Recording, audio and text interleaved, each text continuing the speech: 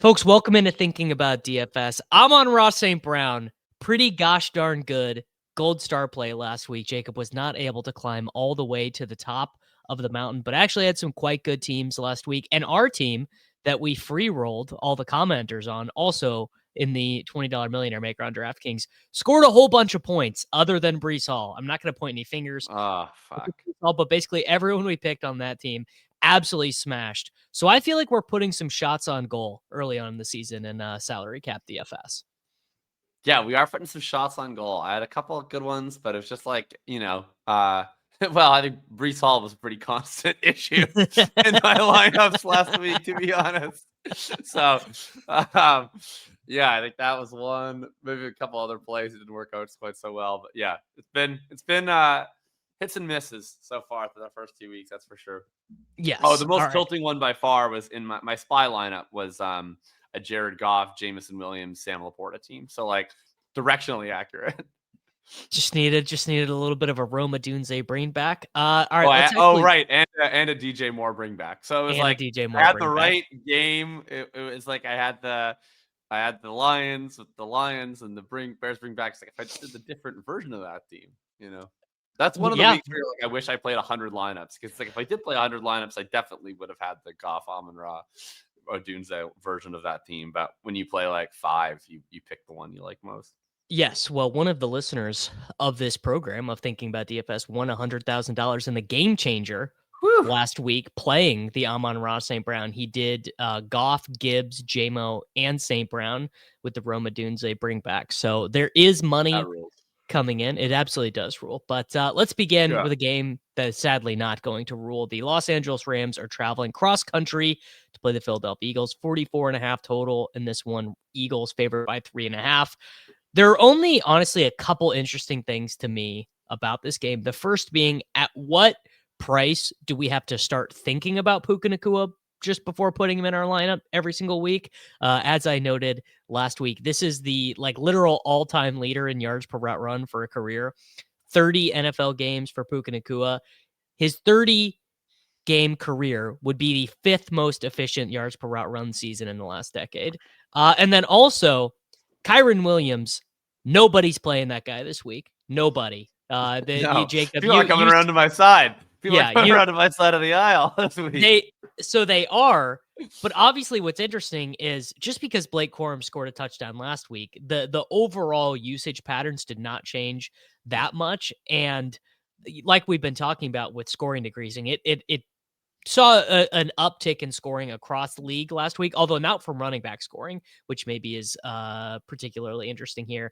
Like a 19.2 from Kyren at 1.8% in the SPY seems pretty appetizing. And I'm just like, dude, the Eagles, they just do not care, man. They're in full Super Bowl or bust mode. They're in Chiefs mode. They're in Chiefs mode. They've gone Chiefs mode # derogatory.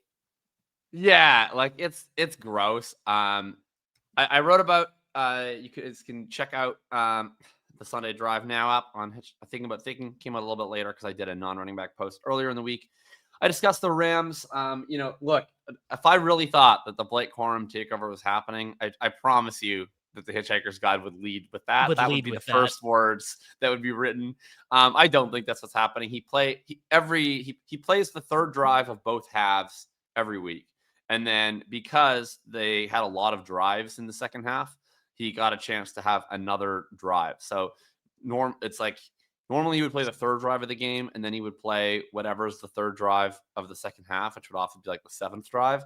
But they had 10 drives this week, so then he got a third drive, and that happened to be this long drive where they score a touchdown, and he's out there on the field for it. It's a nice sign that they rewarded him with finishing off the touchdown drive. He played very well. He looked good. He looked more explosive than Kyren Williams. He is more explosive than Kyren Williams. He is. But at the end of the day, I think what you have to realize about Kyren Williams is I can quibble about him as a real life player. I can also quibble about him as a fantasy asset from the standpoint of I just don't think that his weekly ceiling is that high because he's not explosive. He doesn't catch that many passes. And so it's very touchdown dependent. But the Rams have had Kyren Williams on their team for 3 years. He's not a declining player, right? This is not like a player who's oh, he used to be so great, and now he's washed up Zeke. He's been who he is the whole time. And so the Rams like him. They've decided that combination of pass protection, reliability, great short yardage ability, that outweighs, whatever explosive ability he might lack. So they've had him. They like him. They're going to keep using him. McVay said they want to keep it more 65-35. I don't know. Sure. He says that all the time. I think they're just going to keep doing the every third drive of the half deal. And that will be the same, even if those drives are 3 and outs. And it means Kyren Williams has 90% of the snaps. Does that mean I want to play anyone in a game involving the Eagles? Not really. Not Their really. defense rocks and their offense is infuriating. I mean, it doesn't feel like all they are doing is calibrating their whole offense around getting to 3rd and 3 so they can run 2 tush pushes and convert. Like that feels like their goal is like, let's just get 7 or 8 yards on the first 2 downs. And then we can go tush push. And then we've just taken 2.5 minutes off the clock and we've gotten a first down. And like, that seems to be how they run their offense. They don't even try to push the ball downfield. They have like, $55 million on AJ Brown and Devonta Smith. They have no interest in using either of them. None. So like, I don't know. It is what it is. We, I guess, disagree on how much that's because Jalen Hurts is turbo ass, but whatever the reasoning, their offense is not real. They play rugby, and it makes me very uninterested in playing people who are on their team or on teams opposing them. Yep. I completely agree. I think it's maybe even a week to back off of like chalk Puka Nacua for CD Lamb, maybe for one of the guys in the Cincinnati, Minnesota game. That's pretty interesting to talk about.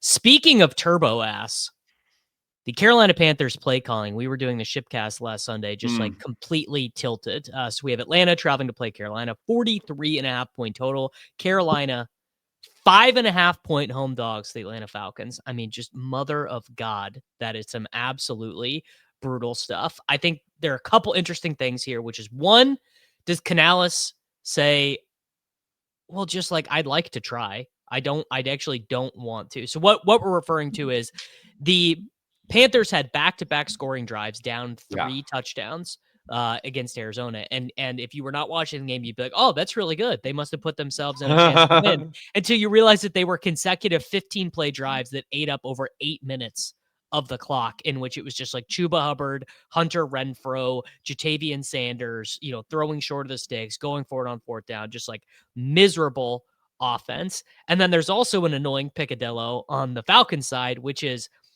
in these spots, you might be like, oh, well, it's going to be Bijan downhill for the entire second half. Not so fast, my friend. Bijan's workload is still good. I believe he had 23 touches last week, even with the game that Algier had.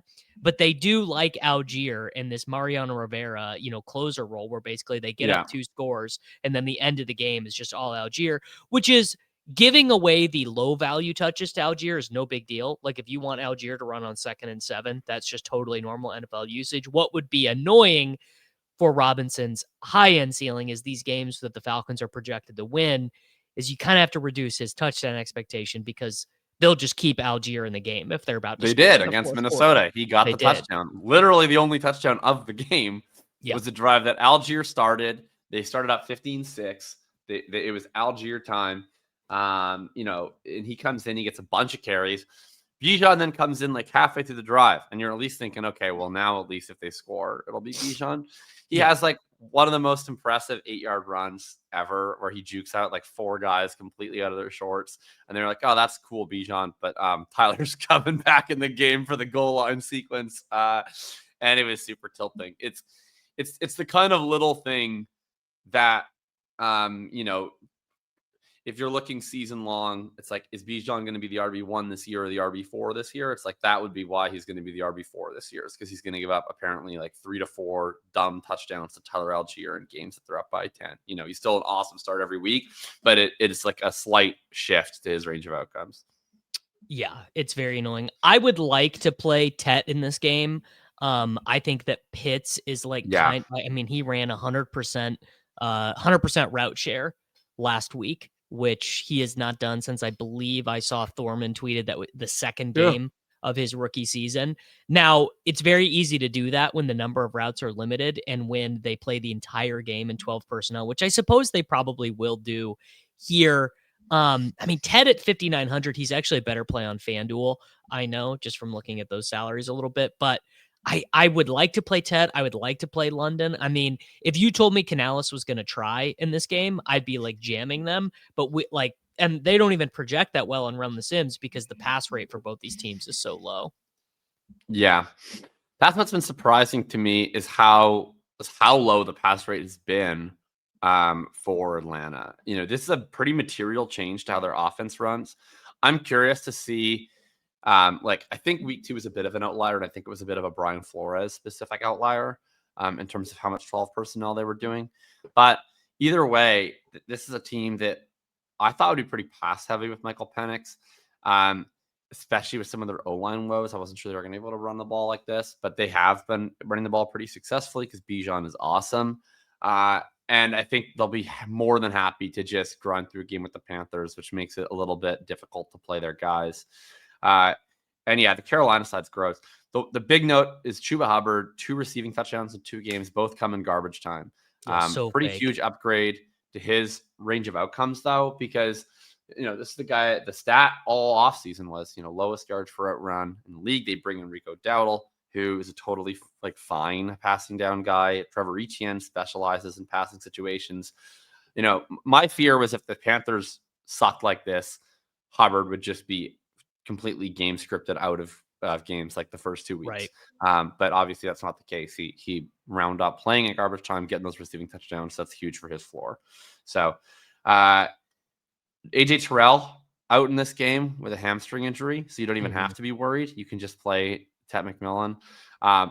But Panthers down 2 offensive linemen, and the Falcons have become awesome at defense now. They have the 2 first-round edge rushers, Vol for life, James Pierce Jr. Turns out he's a total baller, even though he doesn't know where his shirt is at the NFL Combine. Has to run the 40-yard dash in a hoodie.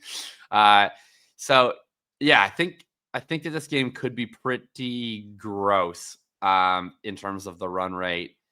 I think the only guy that I'm really anxious to play is Tet and maybe Bijan. But I could be concerned that Tet has a game where it's oh man, he had 31% targets per round. What good usage, but you have 14 DraftKings points. Yep, I completely agree. Moving on to a game that I literally one play. I'm not even in on Bucky in this game. We have the New York Jets traveling to play at the Tampa Bay Buccaneers. I've got a thesis I'd like to toss out to you. Okay. Garrett Wilson is priced at 6,200. We saw last year when Tyrod came in. He had, actually, I guess Lazard in the first game, but he had a much greater emphasis on Garrett Wilson than Aaron Rodgers did in those timeframes. And, no disrespect to our boy Justin Fields, who we love and appreciate for many reasons, although he did screw us in multiple leagues last week. Oh my God, dude. The passing volume in this game is going to be this is going to be the highest drop back rate that the Jets have all season. I feel like the Buccaneers guys are all going to kind of be in the mud here. Igbuka's kind of sun running touchdowns right now. You could definitely play Bucky. I don't think he's a top 10 running back option of the slate. And Rachaad White, more power to him, did basically just have the best 5-play sequence of his career last week on Monday. In particular, 3 consecutive runs where he looked I don't know, Eric Dickerson, just moving the pile. It was really incredible stuff. But yeah, for me in this game, I'm not playing Baker. I'm not playing Tyrod. I think it's Garrett Wilson or as a one-off, and that's it. Yeah, I like Wilson a lot. It's kind of a troll that the Jets have this annoying Justin Fields offense. That's even their backup as a mobile quarterback. But Tyrod at this point, I don't really know how mobile he is. I think probably less than in his prime. It'll still be a super run heavy team, but probably less so than under Justin Fields. Tyrod also stinks. So I wouldn't say it's it's not like Jameis Winston coming to the rescue here, but he's vaguely confident. I think it will be fine. I think the passing game is probably not that different than what you'd expect from Justin Fields. So I agree that Garrett is pretty interesting. I don't think anyone will be playing him. Still had a 36% target share last week. They just didn't get any pass attempts off because they couldn't move the ball. Tampa side, I'm maybe a little bit more into Bucky Irving than you. Probably not surprising. I'll note last week, even though Rachaad White looked good, like literally the best Rachaad White's ever looked in his in his life. It didn't really affect Bucky's usage in any meaningful way. He still wound up with, I think, 17 carries and 6 targets, which is a fantastic workload. He played, I think it was like 73% of snaps. His snap rate in each of the first 2 weeks now is higher than he had in any week in his rookie season. So that late season usage has really carried over to the early season, even despite Rachaad White looking good. And in that game, yeah, I mean, did I enjoy watching Rachaad White make those 3 ridiculous runs? Honestly, no, I didn't like it at all. But then they come right back to Bucky Irving on each of the next 2 drives, including their 2-minute drill drive to win the game. Rachaad White gets the touchdown at the very end of it. I think that was mostly a Bucky was exhausted thing. He had like 4 catches on that drive already.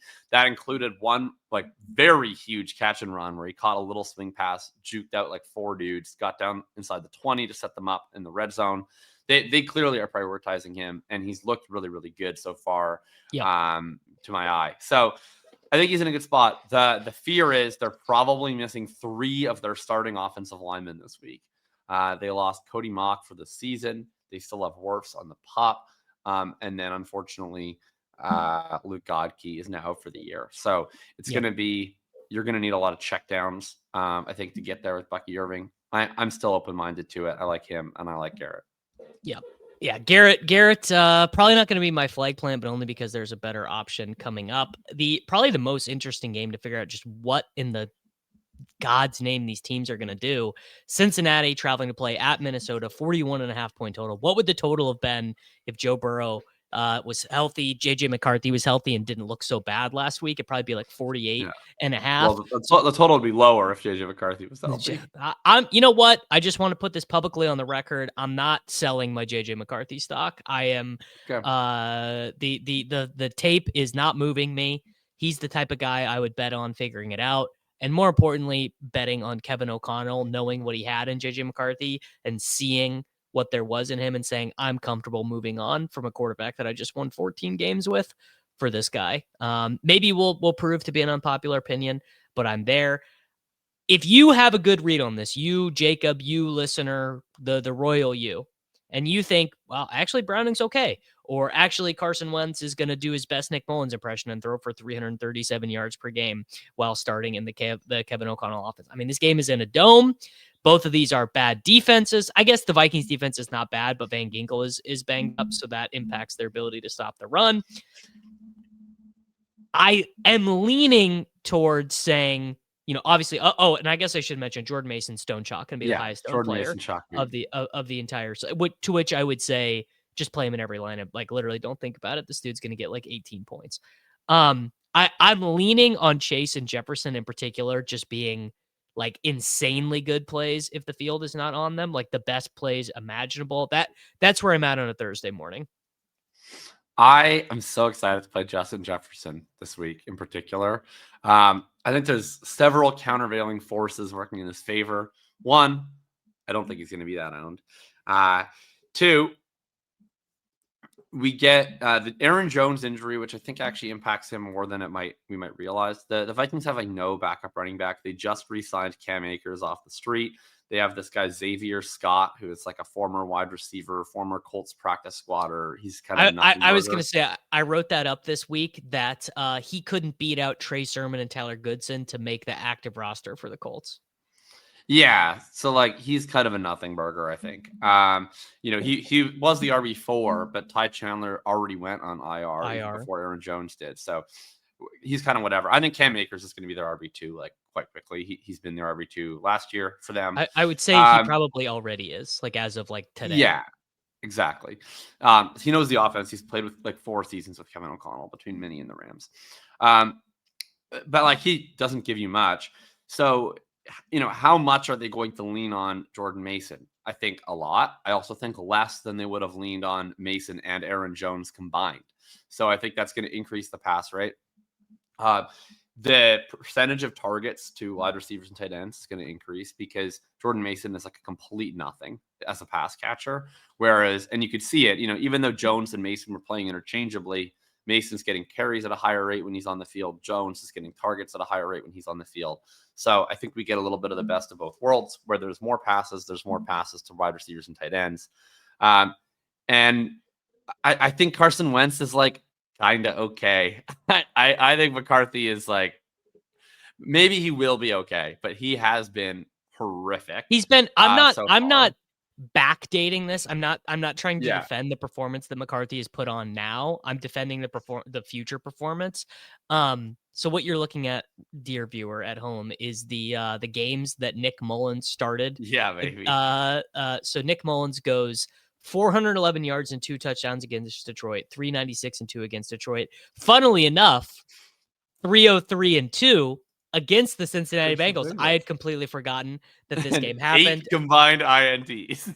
Yes. Yeah. I mean, and this is going to be the same thing. I imagine that we will also see with one Mr. Carson Wentz. Carson Wentz did get one start for the Kansas City Chiefs last year in Week 18. He was awful. And then in 2023, he did not play at all. And then in 2022, that was the last time we saw of him. I mean, look, 2023, he played for the Rams one game. He played for the Rams. I had completely forgotten the Rams game. I mean, basically, he played a couple times. He was pretty bad. He's not a very good quarterback. He played for Washington. He played for Indianapolis. He's not very good. But neither was Josh Dobbs. Neither was Nick Mullins. I just frankly, I think probably at this stage of their careers, maybe he's not better, but he is better positioned to generate stats for Justin Jefferson than JJ McCarthy is. I think he's probably better right now. I do. And I think Kevin O'Connell will also, like, he'll just be a little bit freed up this week because he doesn't have to worry about, like, with McCarthy, one, he has to coach around a bad quarterback.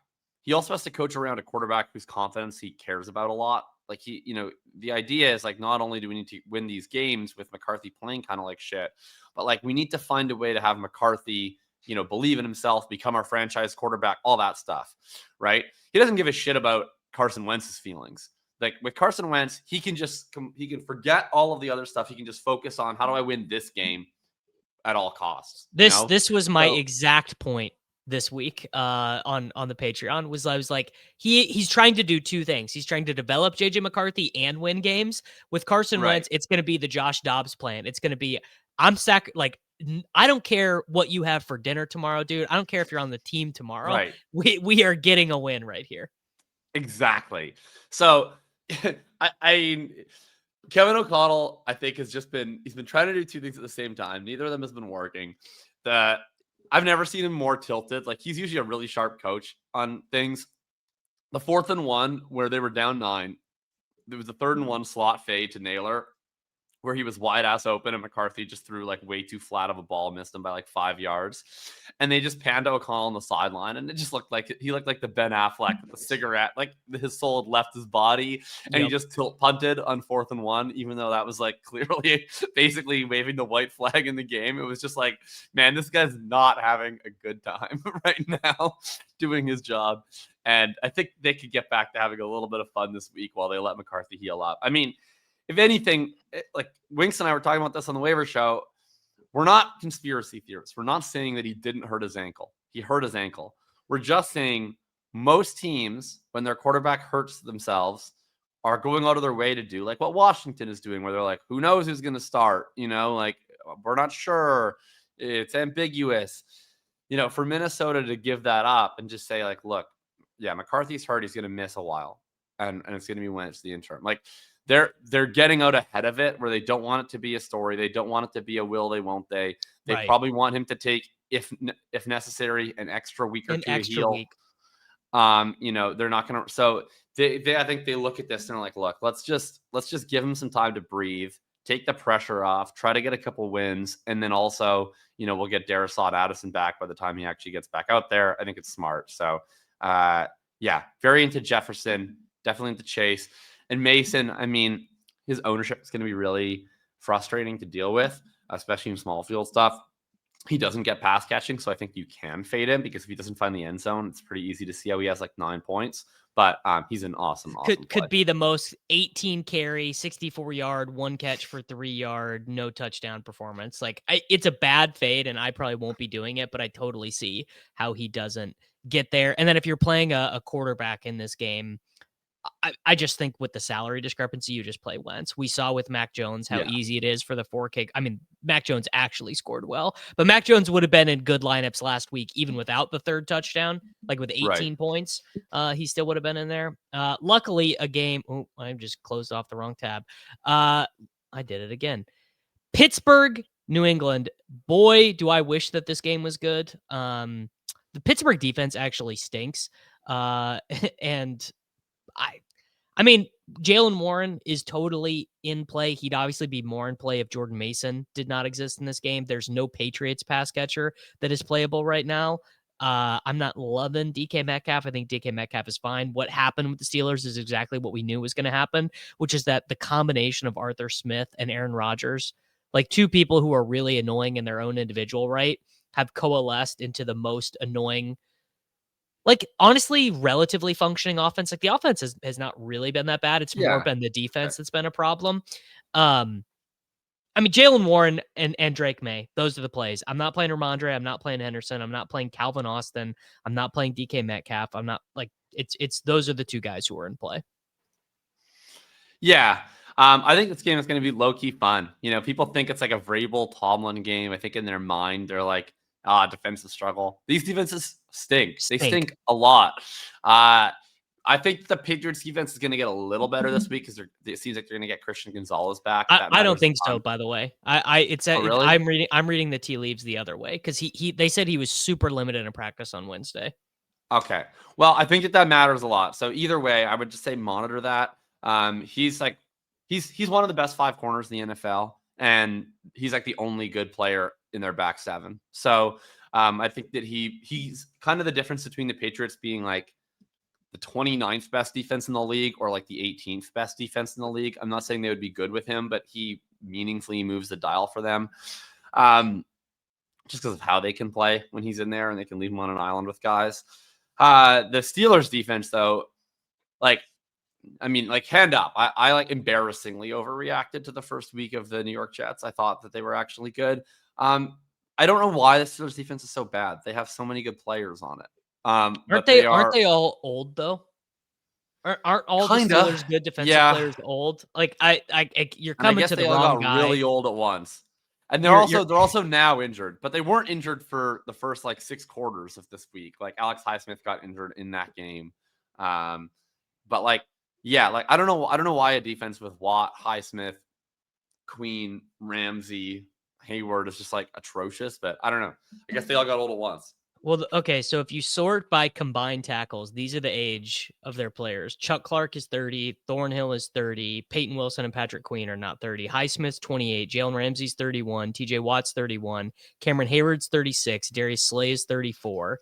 Those are and again, you guys are coming to the wrong guy for defensive expertise, but those guys all sound old to me. That sounds like a lot. That sounds like a lot of old guys out on the field. It is kind of a names we know defense. So maybe that's not a good thing. By the time you know a defensive player's name, this is the way the NFL works. By the time they're washed. By the time a guy has gotten his 2nd contract, and you're like, oh yeah, dude, Darius Slay. And you're like, oh, he's cooked. He's terrible. That's one of the worst corners in the NFL. By the time you know who they are. Yeah. I'll say this is not a DFS take because I don't think you can play him in DFS. But I just want to note it on the record that I'm going to be more in favor of starting Trevion Henderson in managed leagues this week than whoever your favorite fantasy analyst is. Because the Steelers have gotten absolutely shredded by Breece Hall and Ken Walker in 2 straight weeks, while simultaneously completely bottling up Braylon Allen and Zach Charbonnet.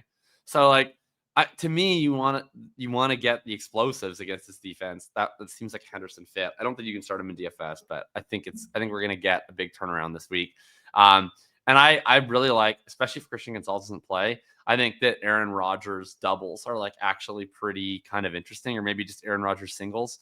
But I think I would do something like Rodgers, Warren, Metcalf without Gonzalez. I don't know that anyone will really be super into that. But I think that Rodgers has a legit ceiling against New England. 2 had 9.8 yards per attempt last week. Like they were cooking on offense against this New England Patriots defense. And May obviously is totally fine too. Darnold and Fields, who are like not what I would consider great quarterbacks, had no issues moving down the field at will against Pittsburgh. Yeah. I will not be playing that. Not to say you shouldn't do it, but I'm out. I'm not playing Aaron Rodgers doubles in 2025. The Las Vegas Raiders are traveling to play against likely the Jaden Daniels list Washington Commanders. We still have Jaden Daniels in our projections right now. Here's my flag plant of the week, Jacob. Ashton Jeanty is $6,700 against the Washington Commanders, who are going to be, I mean, I would assume just like basically giving the ball away on every possession. As you noted in our main event DMs, the offense didn't look that good with Jaden Daniels in it. It looks like they're kind of still trying to figure out what they want to do with Debo and McLaurin on the field together, because Debo is now the alpha, which doesn't really leave McLaurin anything to do. The real alpha might be Zach Ertz. The real alpha might be Zach Ertz. So they basically are just hopeless against the Green Bay Packers. They do win a game against the Giants. I suppose it is worth noting that Tyrone Tracy got 5 targets in that game out of the backfield. But basically, the Genty thing is this. He's awesome. That has just been my base rate the entire time. I haven't seen anything through 2 games. I mean, he had nowhere to go against the Chargers. I think a lot of like my opinion of the Chargers is very high, and maybe that is one of the differences between me and the market on Genty. I just think the Chargers defense is really good. I don't know any of their names, so certainly they all must be really good, right? Yeah, and they're just a well-coached team, and they just seem dominant.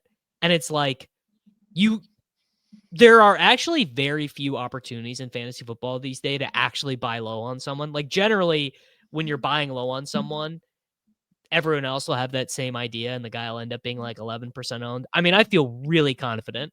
Genty is not a play this week. You are not going to get him cited as like a diamond in the rough. He's not going to be on the cover of any DFS articles or anything. He doesn't even project that well. I mean, 14 points is like whatever, but Genty is my guy this week. Dylan Laube to play the 2-minute drill. Did he look a little like CMC to you when he came out there in 23 in the 2-minute? Of course he did. That's my boy. I sent him a message the other day, and I was like, dude, I'm really proud of you, man. I can't believe you've hung on again. Like that was hard work. So very, very proud of Dylan. Good job for Laube. With all due respect to Laube, I hope I don't see him on my television this week. I would like to see more of Ashton Genty and less of take gas Dylan Laube. I'm with you on Genty. There's been a lot of buzz about he's dead last in RYOE per attempt. We do not care. We do not care. I can't care less. I watched on Monday night. Like, are there runs where I think he took the path less traveled by and he might have cost himself a couple of yards? Yes. Did he also usually break like 3 tackles on each 4-yard run? Also, yes. He looks sick as hell. I think he's just doing a little too much right now. That's fine. He's a rookie. He'll figure it out. He just needs to, I think, understand that, like, at Boise, it's like you bounce that one run out and you break 1 tackle that nobody thought you'd break, and then you're off to the races. And in the NFL, usually you do that. There's another tackler that's like right beside him because they just rally to the ball way faster. And he's got to learn that. But I think that notwithstanding that, we've seen the talent from him. He still had those splash plays. It does suck that he's apparently going to be losing some pass down stuff to Laube and Zamir White. And I don't know why that would necessarily change in the short term, but he's going to get loaded up with touches. And Pete Carroll's a boomer who just watched his quarterback throw 3 interceptions. I think that they're going to pull the pass rate down, at least for this week. And they're going to get Genty very involved as a centerpiece of the offense. I'm quite into him too. I'm not sure how into anyone else I am in this game, especially if it's Mariota, but probably mostly looking at Genty here. Yeah, you know what? I mean, JCM actually is definitely a play if you want to talk about a dude who's like literally 1% owned. Because the projections could be wrong in a lot of ways. The projections could be too high at 9 points here, right? It could be, actually, because Chris Rodriguez, we see this happen all the time when running backs get elevated, they fulfill a role that they are suited to, but was not previously theirs because they were inactive. I lean the other way. I go, I mean, they're looking at starting Marcus Mariota. They traded away their starting running back. The running back that they counted on handling at least half the work is now out for the year. This is a team, I mean, they're in their Super Bowl window, right? You have the quarterback on the rookie contract. You sign a bunch of veterans, sign a bunch of guys people have heard of to try and win games this year. Who offers you the greatest amount of consistency and upside in your rushing game? It's not Chris Rodriguez and it's not Jeremy McNichols. It's like, okay, if you traded away Brian Robinson Jr., this was why you did it. You better believe that Bill has the ability to handle 18 carries in a game where your starting quarterback is out. I don't know if they'll do it, but there you go. All right, the Green Bay Packers and the Cleveland Browns, 41.5-point total. Green Bay is 7.5-point favorites on the road. Obviously, Josh Jacobs projects for giga billion fantasy points. I'm happy to run back Harold Fannin Jr. week, just this time not bringing a bunch of my close friends with me to do so. Golden, Wicks in play. I don't think I'm tempting fate with Flacco this week. I don't care if he gets 97 dropbacks in this game. He's not going to get enough points. Yeah. We're definitely lighting the candle this week. That's for sure. We sure are. I'm, Wicks is going to be 3,700, and talk about flop lag. I mean, he's not even going to be played. Like, there's no one even has the temerity to stick their neck out for Dontavian Wicks at this point in time. Despite the Jaden Reed injury, I think they've given up. So I'll do it. I think Golden is totally fine too. He hasn't done anything yet, but he's been like pretty close to doing stuff. It's just that's life when you're a deep threat. Is the line between 20 points and 0 points is rather thin. So I think with probably, I'm guessing, a decent amount of ownership on Jacobs, there's something to be said for a Jordan Love, Wicks, Golden double stack, or Kraft, of course, is one of those. But I think you could also just run Jacobs. I agree with Fannin. They're going to pass a lot again. They're going to be behind all game. Same thesis last week. And it feels like it was a disappointing week. He still had 5 catches. He's a $3,600 tight end. You could do a lot worse than a $3,600 tight end coming off of a 5-catch game. So I think the momentum and the arrow is still planted firmly up on the planning. The planning. You do love to see it. And I mean, honestly, I guess Njoku is still running more routes, has a higher ADOT. Njoku. He's fine because he's eligible at tight end. But yeah, and Jacobs is, if he scores twice, he's going to be in GPP winning lineups. If he only scores once, he probably will not. They have not shown a huge willingness to give the ball to Emmanuel Wilson or Chris Brooks. So he could just, it'll really depend on how much Cleveland is able to hold the ball. Like if Cleveland gets a couple, not a lot. Yeah. We'll very much see. Packers D is in play this week. Oh my God, yes. So yeah, Packers D. What do they even cost? The Packers defense is 3,700. I mean that might be too cheap. I remember a slate, and I do not remember who it was against, but I remember the $4,100 Seattle Seahawks projected for 16 points some week or something, and they were owned and they scored a touchdown on the first. They got a pick 6 on the first possession. And I do remember thinking wow, man, sometimes it is just very easy. The Houston Texans are traveling to play at the Jacksonville Jaguars. The Houston Texans, what a depressing organization that has become. I mean, just they can't block, they can't run. CJ Stroud can't scramble because he's too slow. They probably are getting Christian Kirk back this week. Maybe some of that quick hitter stuff changes things a little bit. Justin Watson is on season-ending IR, so they are going to have to play Jaden Higgins or, I guess, turn it all over to Xavier. No, they don't. Hutchinson. They're getting Kirk back, so they can just play Hutchinson and Kirk. It's just really, honestly, they're depressing. They were kind of supposed to be the team. They were kind of supposed to be the new ascending AFC team. It's not them. It's also not Trevor Lawrence and the Jacksonville Jaguars. No. Although I will say, if you're not playing Brian Thomas Jr. this week, then why are you even playing DFS? It's the most obvious squeaky wheel situation of all time. The Jaguars, People have Davis Mattek derangement syndrome. I think people have Trevor Lawrence derangement syndrome. They do. Is he as good as he was expected to be? Obviously not. But like the way people talk about him is as though he's like Joe Flacco or Bryce Young. Like he's not the worst quarterback in the league, and he's not even close to being the worst quarterback in the league. And even if you think he is, the offense has then been fine in spite of him. They have 26.5 points per game this year. They just had over 400 yards last week. They have 6.0 yards per play through 2 weeks, which is a top 10 figure. Like the offense has been totally fine. Liam Cohen's stuff has been working. It's just unfortunately been working amidst some very bad Trevor Lawrence interceptions. And it's been working more for De'Ami Brown and Parker Washington last week than it was for Brian Thomas and Travis Hunter. And I think that's maybe where a lot of the tilt comes in.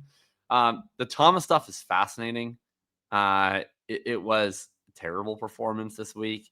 But he's at 6,400. It's a guy that was a 1-2 turn type player, and he's had really strong usage through 2 weeks. It's just not been able to convert that to points. So I'm with you. I have like some fears about Thomas. There's floor outcomes I think have opened up, but from a DFS standpoint, no real major risk. I'm willing to do it. I'm also willing to get in on Nico still. I just think he's too talented to not eventually break out. He was fantastic last year, even in a horrible Houston Texans offense. Beyond that, I'm not sure where I'm going. I'm interested that it looks like the projected ownership is pretty low on Travis Etienne because his role's been quite good. Maybe they're expecting Tootin to just keep climbing into his role. Wouldn't totally surprise me. And then Hunter remains like he's going to be basically unowned at $4,900 this week. I'll be monitoring the injury reports on cornerback Jerry Jones. If he's active this week and so they have all their 3 starting corners, I would expect Travis Hunter's usage to look more like it did in week 1, which was like just really strong for a $4,900 play. And I will continue to bet on that until it hits, basically. I'm with you. I mean, I'm not going to play De'Ami Brown, but he does have he almost had 2 touchdowns last week. It's just really, this game is quite interesting. What are the Jaguars able to do to mitigate the Texans pass rush? Because the secondary outside of Stingley looked pretty bad last week and they just lost. Man, I thought for a chance I was going to be able to recall the name of the Texans defensive back who immediately got injured last week, but I forgot it. I couldn't get there. I'm probably out on ETN because I don't think the 1% ownership will hold. My guess is when this stuff gets updated by like Saturday and Sunday, it's going to be more like 8, 9, 10%. And I am going to jam Brian Thomas Jr. I will play a little bit of Travis Hunter as well. I'm gonna mix him in. Everyone really does enjoy being wrong early in the season, like saying like things that are just so easily going to be proven wrong later. But like the Hunter usage, I would say, has actually been better as a wide receiver than I anticipated, like better than I thought it would be. It just kind of hasn't come together. But I would say that if an offense can provide 2 touchdown opportunities for De'Ami Brown, it can definitely provide 2 touchdown opportunities for Travis Hunter Jr. All right, man, here's your floor. Daniel Jones traveling to play at the Tennessee Titans is a huge favorite. The floor is yours. Tell us how good Daniel Jones is. It's good enough that I have ordered a t-shirt from tpublic.com with him in a Colts jersey, like AI photoshopped into an Indiana Jones cowboy hat carrying a whip. So that's where I'm at. It's just good to look forward to Sunday. That's what I'm saying about this Colts season. It is just fun to look forward to Sunday. Daniel Jones has been good enough. Jonathan Taylor is fucking awesome. Phenomenal. And he plays literally every single snap, and he's healthy. And you should play Jonathan Taylor, I think, basically every week. He's like kind of back to like peak Jonathan Taylor. The only limitation really on his role at this point is that Daniel Jones is going to take every single touchdown that's inside the 1 yard line. It's enough already with the Tony Pollard projection industrial complex. This team stinks. They're not getting Tony Pollard the points that he's projected for, even if he is going to see 20 carries and 90% of snaps. I also assume that his ownership will probably be higher put on sites than it will be on teams, because I think more people are going to be on my side of the aisle with that. And then Alec Umanor, price is not going up high enough, fast enough. Still at $3,700. He's been basically the co-number one with Calvin Ridley for 2 weeks. I think this is going to be kind of a fun game because there's some cheap Titans, well, really just the Umanor, and you can play Chig as well. And the Colts offense is pretty interesting. They are first by a mile in success rate. They are, get this, the only team in the Super Bowl era of the NFL to go 2 weeks without a punt. Start the first 2 weeks without punting the ball. Only team in the Super Bowl era. The Daniel Jones-led Indianapolis Colts. Yeah, I think I want to say the last team to go 2 consecutive games without a punt was the rookie year. It was Jaden Daniels Commanders last year. I might be done with the Tony Pollard experience. I might just opt out of the Pollard experience this week. Like, how many games in a row? If I want 20 touches without a touchdown and 11 points, Jordan Mason is right there, man. I can at least get it with a slightly different flavor this week. Because it would be one thing if they had made a more concerted effort to use him in the passing game, but they haven't. They've been like, we're happy to chuck these balls down the field to Io Manor and Chigakonko or whatever. So until we start getting some passing game usage, which is something he's always been good at, doesn't really make a ton of sense. And maybe it'll happen this week and I'll be wrong and Pollard will just get smashed. But also not doing the Ridley thing. Just I need to see a little sign of life from Cam Ward, just a little bit more. Not that Ward's been bad. I think Ward is going to be, my prediction is Ward is going to be the new Geno Smith, where the stat people and the ball knowers are going to be arguing about Cam Ward for like the next decade. Oh, definitely. 100%. Yeah, that's very easy to see coming. All right. The New Orleans Saints traveling to play at the Seattle Seahawks. Jackson Smith and Jigba, a 44% target share. Spencer Rattler, not nothing. Now, he's not been an abject disaster, so maybe this game ends up being a little bit competitive. What I will throw to you is this the style of game where Ken Walker can get there on 14 rushes? Because I kind of think that it is. I mean, Kamara's role has been awesome as well. I guess it's really probably just JSN in this game, but do you have any other thoughts? Yeah, I think this game's going to be kind of fun. New Orleans is fun. Their defense is not very good. They play really, really fast. They've had about 70 plays each of their first 2 games, and they are pushing the ball down the field. They're concentrating targets on Olave and Jawan Johnson and Rashid Shaheed. Jawan Johnson is like mega in play at $3,100. He's probably like a top 6 tight end, to be honest, just straight up right now. He's running literally every route. He's been targeted on over 20% of their dropbacks. Chris Olave, I get it. It's like maybe he's just a Tony Pollard of wide receivers, but like his usage has been really good. He had like a 38% target share this last week. The efficiency's been horrible, but his like career efficiency's been really good. I don't think it's his fault. I think it's a lot of dealing with the Rattler snake.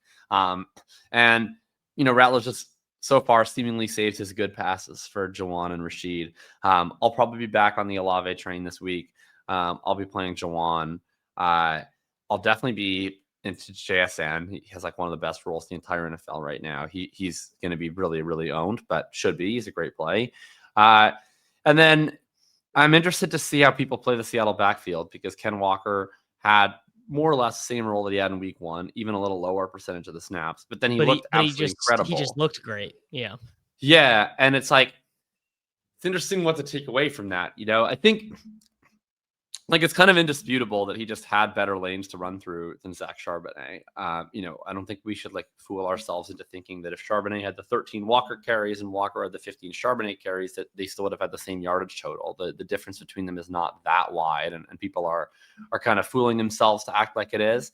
But I do think these 2 games illustrate the difference between these 2 backs, which is like when Charbonnet has more room to run like he did in week 1, he's just not that capable of having like a massive, massive game. He's going to turn those into 6-7 yard chunks. Walker's able to turn those into house calls because he's the way more explosive player. So I think they should just give him far more touches than Zach Charbonnet. We'll see how much that changes in a 1 week scenario.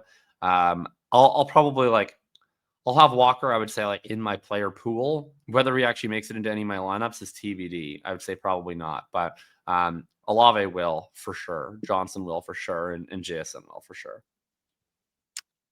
I don't know about Olave. He is wide receiver Tony Pollard. He's still waiting. He's still waiting for his first career 20-point game in half PPR. Maybe it'll come, but also maybe it will not. Well, I guess you can't play him on FanDuel then. Can't play him on FanDuel. All right, the Denver Broncos traveling to play at the Los Angeles Chargers. The Chargers are 2.5-point favorites, 45.5-point total. The Los Angeles Chargers lead the National Football League in pass rate over expectation. Been a long time since I've seen a price just like get forgotten about, but Keenan Allen priced at 4,700 leads the Chargers in targets per route run, yards per route run. Crazy good buy low week on Ladd McConkey, but Denver Broncos defensive quality be damned. I think I now know too many defensive players on their team because I know Nick Bonito, I know PS2, I know Riley Moss. So that's too many guys to know on a defense for them to be any good. Herbert doubles, Herbert singles, Herbert naked, and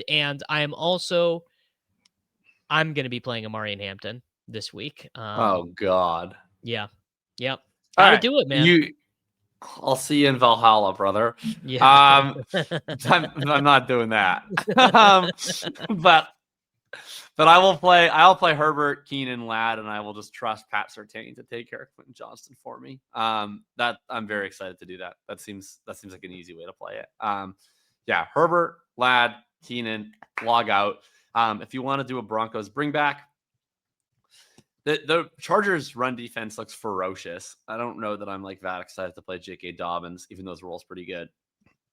Obviously, you can't play Harvey right now. If you were going to do a Broncos bring back, I think bring back of choice, it's got to be Troy Franklin. No. This is slappy brain. He's like 4K and he had 8 targets last week. Yeah, I mean, I know better. I know better than to trust. Who would you play? Sutton at 6K? Sutton. I don't want to do that. Yeah, it would be Sutton's. It is. I mean, he doesn't get anything manufactured though either. Like he has to actually beat coverage. He has to do. He's an ethical hooper. Cortland Sutton is an ethical hooper. He is. He's an ethical hooper. But like, is there going to be a lot of room for ethical hooping against Jesse Minter and the Chargers defense? Okay, man, I was going to say, man, could I pull a Chargers defensive back? And I didn't think so. What? Oh, come on, baby. Tarheeb still. No. Well, Derwin James, obviously. Okay, I could have pulled Derwin James. Yeah, I could have. Oh, and then the crazy thing is their other safety is like old ass Tony Jefferson. Got nothing on Tony Jefferson. He played for the Cardinals like years and years ago. I can't convince you on Amari and Hampton here. Just no interest as a home favorite. He's Amari and Hampton. Amari and Hampton means something slightly different to me. Like I'm a little like 1 foot in, 1 foot out. Like my thesis has been he's a round 1 rookie, so he's going to get a bunch of touches. And like that's cool. I don't actually have that much talent conviction on Amari and Hampton. No, I don't either. One thing I would tell you is that these folks out here who would like to tell you, oh, dude, it's Herbert's team. They're building it. They're letting the Lamborghini get into second gear. They are. Dude, no, you look me in my goddamn eye and tell me that Harbaugh and Roman don't want to know that they can establish it and would not prefer in their heart of hearts to establish it. Because I promise you they would. Particularly come playoff time, they're going to be like, we want to be able to give the ball to Amari and get, 87 hard-earned rushing yards. Everyone would be a lot less worried about Hampton today if he just got in on one of those goal line rushes last week. Yeah, we would. I think me and you have different views on the Chargers offense. I thought they'd be pass heavy just before the season. You did, and that's true. And I continue to think that they will be. I don't think this is fake. Now, are they going to be 13% pass rate over expectation? God, no. That's coming down. They're not going to do that the entire year. The Bengals and Chiefs have never done that. But like, I still think they will be probably. Like, I bet they finish the year top 5 pass rate over expectation. I don't disagree. I just it's not that dissimilar from the Genty thesis. And maybe honestly, maybe I'm She capping just looks way better. yeah. And maybe I won't get there. I probably won't get there with Hampton on DraftKings. That's probably more of a FanDuel or a underdog games play. And I mean, I already know I've drafted a good bit of Amari Hampton on the underdog draft games. What if they announced Najee Harris as the week 3 starter after Hampton's fumble? How tilted will you be? Not that tilted. Not that.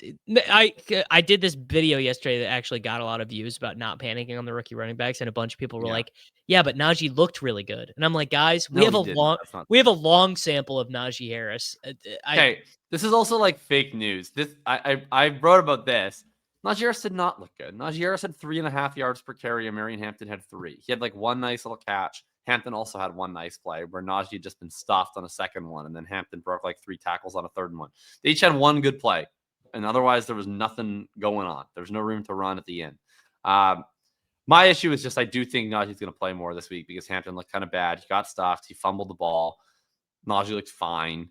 I think it's going to be like a 60-40 this week, probably. And they don't run the ball and they don't throw the ball to backs. So it's just tough. Like you kind of feel like you need all of the snaps to get there. But maybe I don't have my third eye open and you do, and it's going to be a Marion Hampton. But I will be doing Herbert, McConkey, Keenan, Franklin. Yeah, McConkey is your buy low fella. All right, the Dallas Cowboys traveling to play at the Chicago Bears. Highest total of the week, 50.5. Jalen Johnson, the defensive player I know, out for the year for the Chicago Bears. That's what happens once you've heard of him. I mean, all I would tell you, Jacob, is how many times have these two teams specifically been in the DFS game of the week? And it's just been the worst, grossest slog, just like Javonte Williams and DeAndre Swift trading blows. I'll tell you that if you are excited to buy the Toporino on Roma Dunze ownership, I'm a lot less excited to buy the Toporino on Roma Dunze. I'm excited. I think two things are going to happen this week. The first being the DJ Moore usage and role has not been that different from what I expected. The efficiency just hasn't been there. The other thing that's going to happen, and I bet I could get you excited about this, is this will be the Lovelanding and the burdening of the offense. You start 0-2, Komet and Zacchaeus. I mean, Zacchaeus still leads this team in first read target share. It's crazy. I just don't think there's any way for Ben Johnson to look at himself in the mirror after making the choices that he made in the draft and say, I'm 0-2. Caleb is playing fine, but not as good as I need him to. The solution to this is more Komet and more Zacchaeus. I think we do see some more of Loveland and Burden this week. I agree with that. I don't know that necessarily makes them startable though, because I think they still have to kind of like get even with Zacchaeus and Komet before they can actually surpass them. And you're not playing Zacchaeus and Komet in DFS anyways. So realistically, if you're playing the Bears, you're either playing Swift, or if you're playing it through Caleb, you're playing him with one or both of Roman Moore. Those are really the only two viable options. I have no issue with getting in on DJ Moore. I don't like DJ Moore. If people know this about me. But for daily fantasy sports, I even played him last week, like an absolute fool. So I'll play him this week. Why not? Especially with people excited about Rome. And like I would rank Rome ahead of Moore rest of season. I'm ranked ahead of him preseason. But like I think that in any given week, there's no reason why Moore, who's only $100 more and is going to be less owned, could not be the higher scoring Chicago Bear in a given week, or you could just play both. And I probably will. I think Caleb has been better than advertised. I think he looked good-ish and bad at other times in the Minnesota game, but like still better than last year. And I thought he played legitimately pretty well in week 2. It just went under the radar because their defense gave up 52 points. So I want to be buying Caleb Williams this week. I think the perception of him is too far down, and he has 2 very affordable wide receivers. And then this Bears secondary is total trash. So yeah, I think like, of course, a Dak CD team, Dak CD Pickens, Dak CD Ferg. You could even do Dak Pickens Ferg. All that stuff is like totally in play. So people are going to stack this game up, and it's going to be owned. I'm fine with it. I think probably think the way that you deal with the ownership and small field stuff is you might just overstack it. And you just play like 5 members of this game or 6 members of this game, even in small field stuff. In large field, I'm not totally sure where to go because there's nowhere to get like fully off ownership. Maybe it's Pickens. I think is going to be probably one of the lesser owned pieces at $5,900 with kind of usage. So maybe you include him in whatever your stacks are. And then Swift, I don't care what the ownership is on Swift. I don't think he'll come in as owned as he's projected because people don't like DeAndre Swift. So I think if you work him into your game stack whatsoever, he also might come in with pretty low ownership. Yeah, I am not playing Swift. I'm not playing Javonte Williams on DraftKings. On Underdog in the draft games, I will do a little bit of Javonte, half PPR. He can fall his way in for a touchdown or whatever. Probably if I am doing this game in the SPY, I probably do Dak, CD, Rome, Ferguson, and just like really overdo it. I really wish this game was in Dallas. I hate that it's outdoors. Dak is a little bit of a home road splits guy. Not like massively. And I mean, this is the highest total game of the slate by 5 points.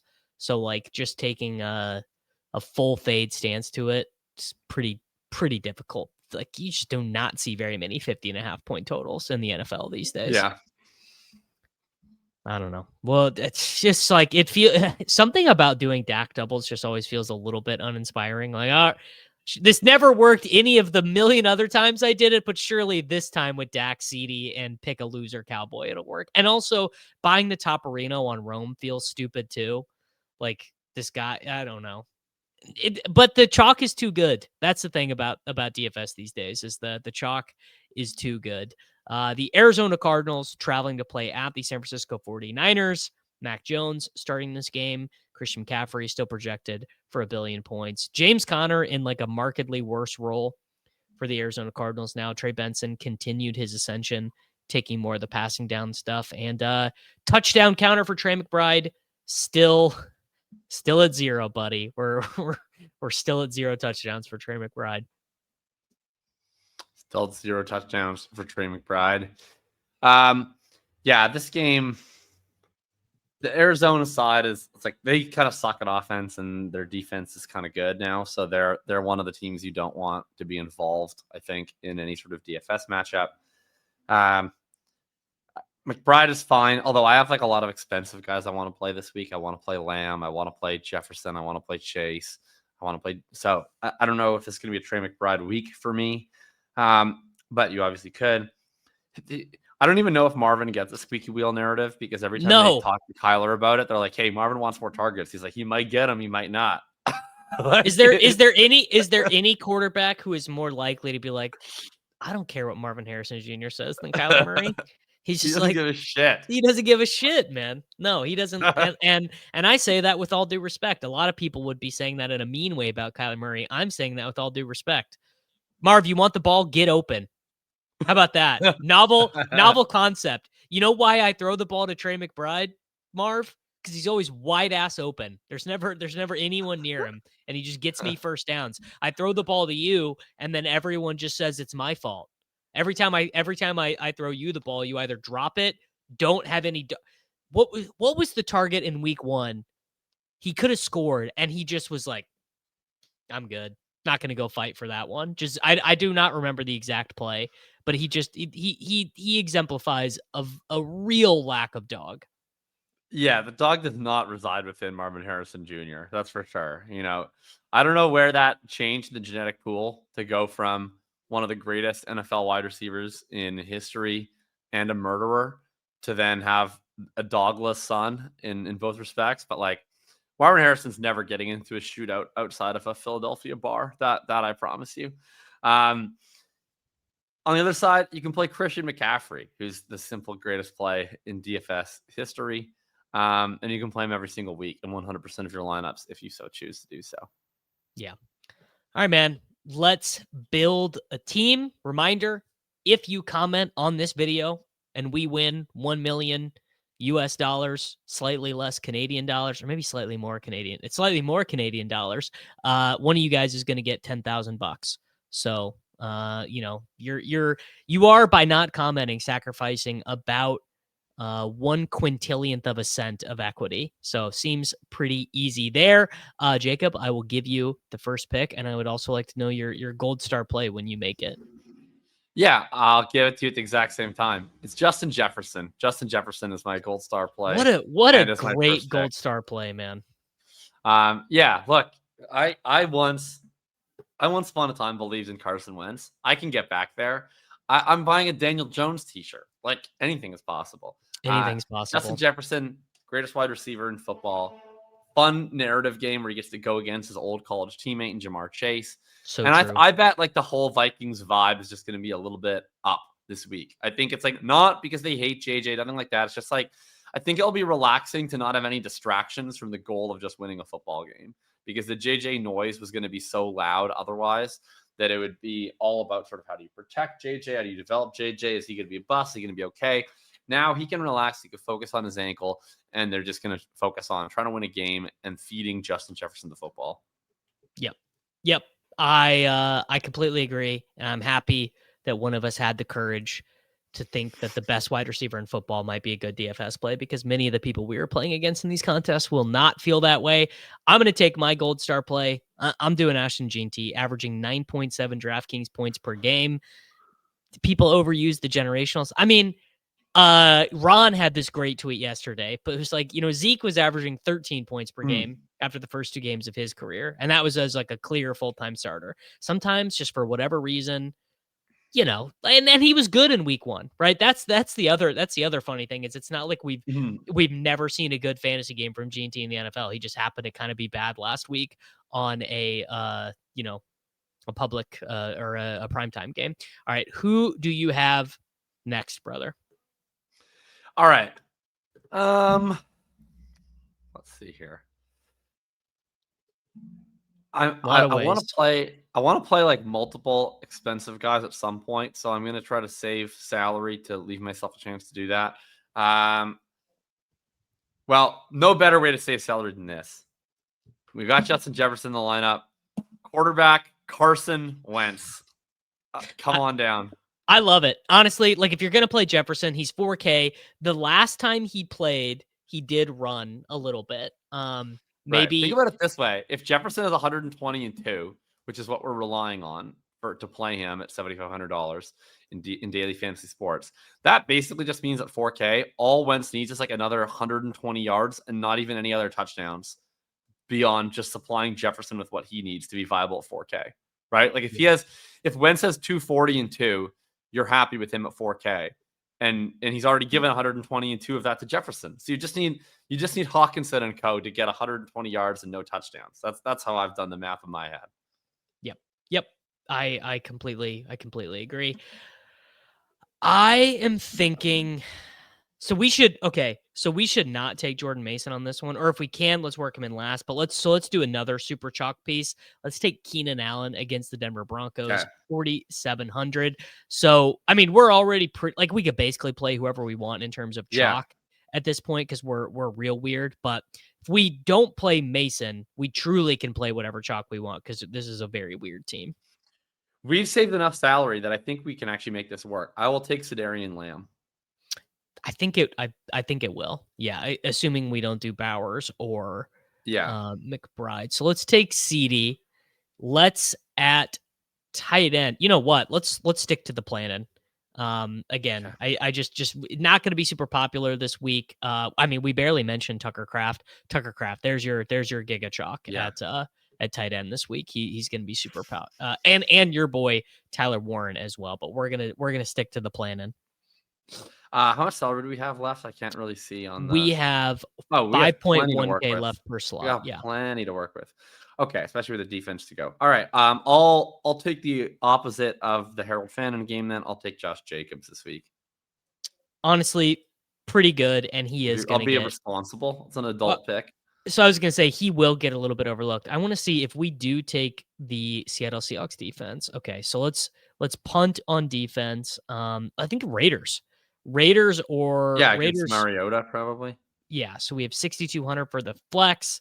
Oh, there we go. And the other guy I really liked, Garrett Wilson. Wilson. That's perfect. Carson Wentz, Ashton Genty, Josh Jacobs, Justin Jefferson, Keenan Allen, Sedarian Lamb, Harold Fannin, Garrett Wilson. That is a slappy ass team right there. The only thing it's missing is we got Josh Jacobs though.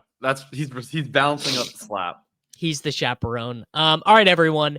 Make sure that you guys are checking about thinking. Link to that is in the description. Make sure you like the video. Make sure you subscribe for daily fantasy football videos, and we will see you guys all back next week.